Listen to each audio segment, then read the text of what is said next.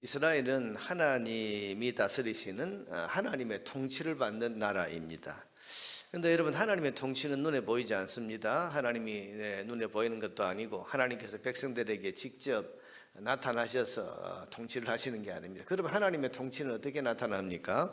크게 두 가지. 첫째는 율법, 둘째는 직분자를 통해서입니다. 여러분, 이스라엘 백성이 내가 하나님의 통치를 받는다, 지금 하나님의 다스림을 잘 받고 있다, 순종하고 있다, 이 말은 율법, 하나님 주신 율법을 순종하고 따르고 있다는 것입니다. 여러분, 율법은 하나님의 말씀이고, 그래서 보이지 않는 하나님의 다스림에 내가 참여하고 있는 것은, 다스림을 받고 있는 것은 율법을 존중하고 율법을 따를 때 하나님의 다스림을 잘 받는 것이라고 할 수 있습니다. 그래서 만약에 율법을 무시하거나 율법을 따르지 아니하면 그 사람은 하나님의 통치를 거부하는 패역한 백성이 되는 겁니다. 또 둘째로 직분자. 이스라엘이 하나님의 통치를 받는다는 것은 뭡니까? 직분자, 하나님이 세우신 직분자들에게 순종하는 겁니다. 그래서 왕이나 선지자나 제사장이나 또 지금 말하고 있는 재판관, 이런 사람들의 권위를 존중하고 이런 사람들에게 순종하면서 살 때, 그럴 때 하나님의 통치를 받고 있다, 그렇게 말할 수 있습니다. 만약에 그 하나님이 세우신 직분자들을 거역하고 무시하면 그건 역시 하나님의 통치를 무시하는, 거역하는 패역한 일이 되는 것입니다. 오늘 본문이 그것을 가르치고 있습니다. 여러분, 2절 이하를 보세요. 내 하나님 여호와께서 네게 주시는 어느 성중에서든지 너희 가운데 어떤 남자나 여자가 내 하나님 여호와의 목전에 악을 행하여 그 언약을 어기고 가서 다른 신들을 섬겨 그것에게 절하며 내가 명령하지 아니한 1월 성신에게 절한다 하자. 우상 숭배. 이제 가나안 땅에 들어가서 어떤 사람이 우상을 숭배하는 거죠. 1월 성신, 여러분, 이 당시에 가나안에는 1월 성신을 섬기는, 그래서 해와 달과 별과 같은 것을 섬기는 그런 우상 숭배가 만연했는데 우상 숭배를 한다고 하자. 여러분, 우상 숭배는 뭡니까? 율법 가운데서도 10계명의 제1계명, 2계명을 그대로 어기는 아주 패역한 행위입니다. 여러분, 이것은 율법을 거역하는 거죠. 율법을 따르지 않는다는 것입니다. 율법을 거부하고 따르지 않는 이런 사람은 어떤 사람입니까? 하나님의 통치를 거부하는 백성입니다. 이런 패역한 사람에 대해서는 잘했나 못했나를 따져볼 필요가 없습니다.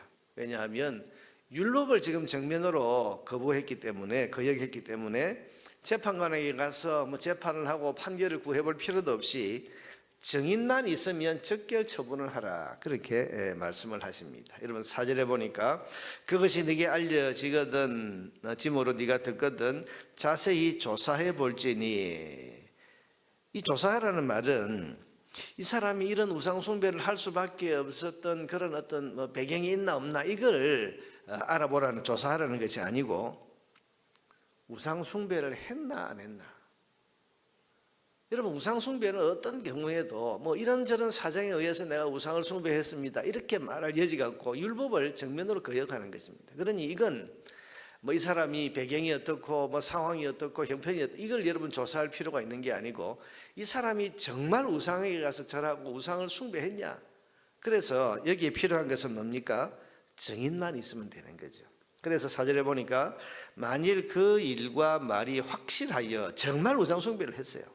이걸 누가 말해줍니까? 증인. 이스라엘 중에 이런 가정한 일을 행함이 있으면 너는 그 악을 행한 남자나 여자를 네 성문으로 끌어내고 그 남자나 여자를 돌로 쳐 죽이되 죽일 자를 2사람이나 3사람의 증언으로 죽일 것이요 한 사람의 증언으로는 죽이지 말 것이며. 한 명에게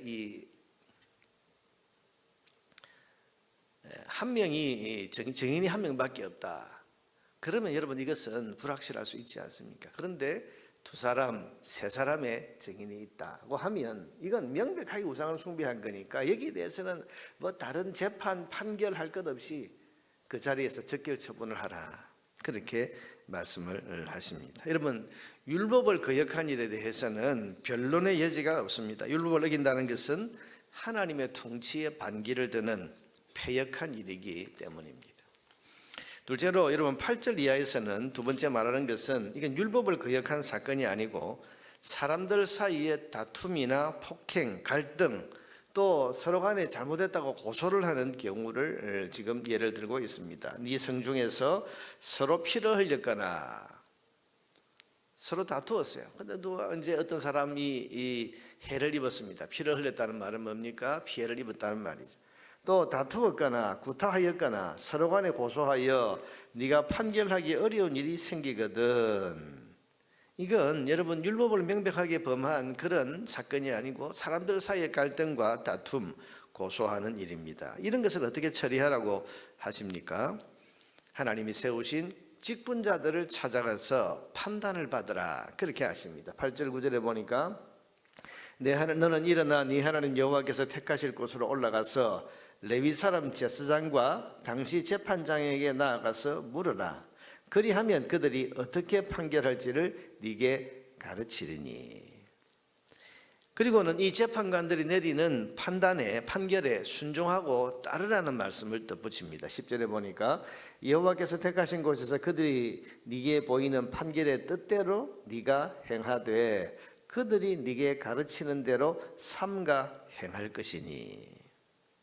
여러분 보세요. 사람 사이의 갈등과 또 분쟁 이런 것에 대해서는 재판관을 찾아가서 하나님이 세우신 재판관을 찾아가서 재판을 하고 판결을 받는데 그 판결에 너희는 순종해야 된다 그렇게 말합니다.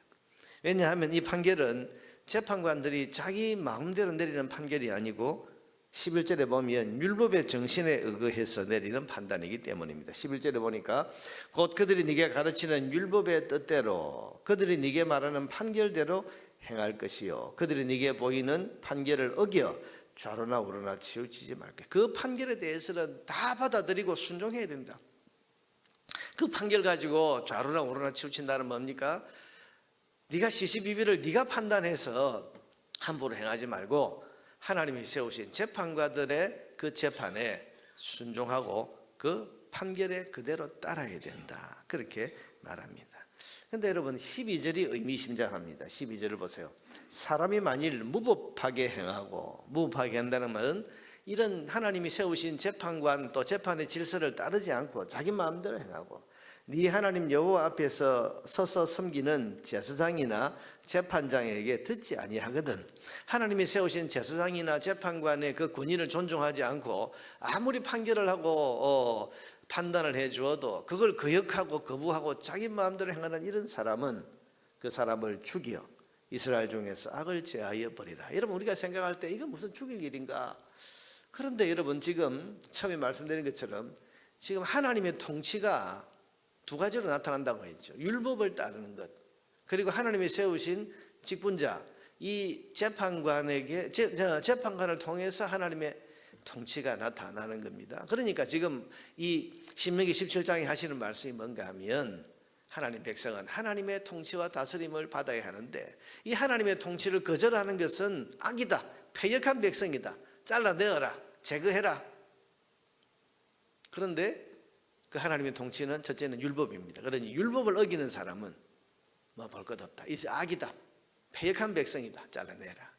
두 번째로 하나님이 세우신 재판관을 비롯한 제사장, 선지자, 왕 하나님이 세우신 직분자에게 순종하지 않고 그 권위를 존중하지 않고 행하는 사람은 패역한 백성이다. 악이다. 제하라. 그래서 여러분 이것은 하나님의 통치라고 하는 관점에서 하나님의 통치를 거역하는 백성들은 이스라엘 백성 가운데 패역한 백성이니 악이니 그걸 잘라내어라. 그렇게 지금 이야기를 하는 것입니다. 여러분 말씀과 직분자 이것이 하나님의 통치 수단입니다. 그러니 하나님의 백성은 하나님의 통치를 잘 받아야 되는데 하나님의 통치에 순종하고 잘 받는다는 것은 하나님이 말씀하신 율법을 존중하고 율법을 순종함으로써 하나님의 다스림을 잘 받는 것이고 또 하나님이 세우신 왕이나 제사장이나 재판관 같은 직분자들의 다스림을 존중하고 또 순종함으로써 하나님의 다스림을 받아 사는 것입니다. 여러분 이것은 오늘 우리 그리스도인도 마찬가지입니다. 우리는 하나님의 말씀을 읽고 하나님의 말씀을 묵상하고 따름으로써 우리의 주님이신 예수님의 다스림을 받습니다. 내가 예수님을 나의 주님이라고 부르면서 주님의 다스림을 받는다는 것은 뭡니까? 주님의 말씀을 따른다는 것이 주님의 다스림을 받는 것이에요. 또 한 가지, 교회에 세우신, 주님의 몸된 교회에 세우신 목사와 장로와 집사와 같은 직분자들의 치리와 권위를 존중하고 순종함으로써 교회 머리이신 예수님의 다스림을 받는 것입니다. 그러므로 여러분, 우리 성도는 예수님을 주님이라고 부르면서 주님의 다스림, 주님의 통치에 순종하는 삶을 살아야 되는데, 주님의 통치에 순종하며 산다는 것은 내가 내 생각에 이건 주님 뜻이겠다, 주님이 이렇게 하라고 나에게 하시는 것 같다, 여러분 이렇게 해서 사는 것이 아니라 기록된 말씀, 주님의 말씀을 잘 듣고 주님의 말씀에 순종하는 삶을 사는 것이 주님의 다스림을 받는 것이, 교회의 권위, 교회에 세우신 이 직분의 권위를 순종하고 존중하고 사는 것, 여러분 이것이 내가 주님의 다스림을 잘 받아 나아가는 삶이라는 사실을 우리는 인정하고 기억해야 됩니다. 그래서 성도는 매일 매순간 말씀대로 살기를 힘쓰고 또 교회의 치리에 순종하고 잘 따르며 살기를 힘써야 하는 것입니다. 어떤 사람들은요, 이 주님의 다스림에 대해서 관심이 없어요. 내가 예수님을 주님이라고 부르면서 주님의 백성이라는 것에 대해서 별로 의식하지 않고 삽니다. 그래서 내가 예수 믿고 천국 가고 내가 복 받으면 되지. 근데 아니에요.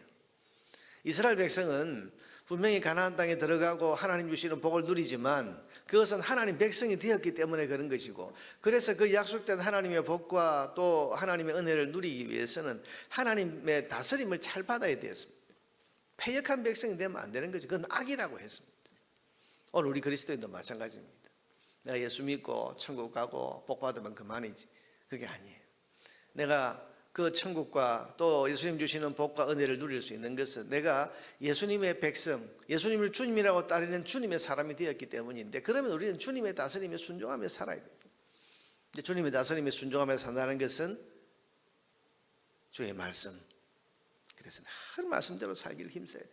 오늘도 여러분 우리가 새벽에 나와서 이 말씀을 읽고 묵상하고 이 말씀을 듣는 것은 주님의 다스림을 잘 받는, 주님의 다스림을 잘 받는 삶을 살기 위해서 오늘도 우리가 말씀을 듣고 있는 거 아닙니까? 또 한 가지, 하나님이 세우신 직분자들, 그래서 왕의 권위를 존중하고 제사장과 선지자와 또 오늘 본문에 말하고 있는 재판관과 같이 하나님이 세우신 직분자들이 하나님이 세우신 직분자고 하나님의 통치를 대행하는 사람들이기 때문에 거기에 순종하고 그 권위를 존중하고 그 판결이 마치 하나님의 말씀인 것처럼 순종하면서, 여러분 그렇게 사는 것이 하나님 백성으로서 하나님의 통치를 받는 것이라고 하셨는데, 오늘 우리도 마찬가지입니다. 교회의 권위에 순종하고 교회의 치리, 우리의 치리라는 말이 벌 준다는 뜻이 아니고 다스린다는 말이죠. 그래서 여러분 우리는 교회 질서 속에서 지금 살고 있지 않습니까? 그래서 우리가 치리라는 말이 사람들 벌 준다 이렇게 오해하는데 질서를 세워간다 그렇게 여러분 생각하면 좋겠어요.